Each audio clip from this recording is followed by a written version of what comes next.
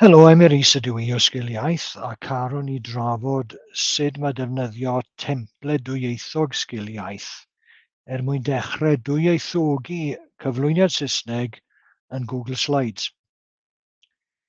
Felly i ddechrau, cliciwch ar y dolen yn disgrifiad y fideo yma sydd isod mwyn canfod copi o temple dwyieithog Sgiliaith. Fe sylwch chi bod hwnnw'n agor mewn tab newydd fel dogfen PowerPoint. Wedyn mae angen lawrlwytho hwnnw trwy mynd i'r dywyslen File a mynd i creu copi sydd yn lawrlwytho copi i'ch gyfrifiadur.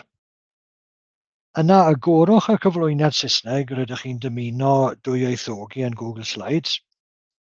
Mae'n bosib edrych ar y gosodiadau sydd ar gael yn barod yn y thema rydych chi'n defnyddio trwy fynd i'r dywyslen Slide a gadael i'r llygoden hofran uwch ben dewis gosodiad.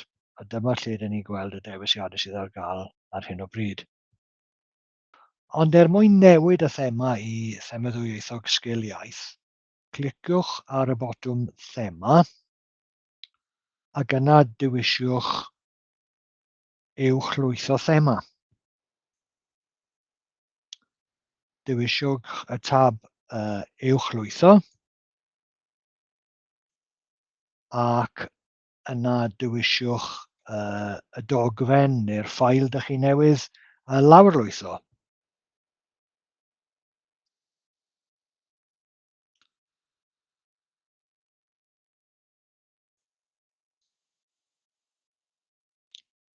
Nawr gallwn ni gwirio bod hwnnw wedi gweithio trwy fynd yn ôl i'r dywyslen Slide ac yna gosod y llygoden uwch ben dewis gosodiad a mi welwch chi bod yna gosodiadau fan hyn sydd wedi paratoi a wedi rhannu mewn ffordd sy'n addas ar gyfer cyflwyniadau ddwyieithog.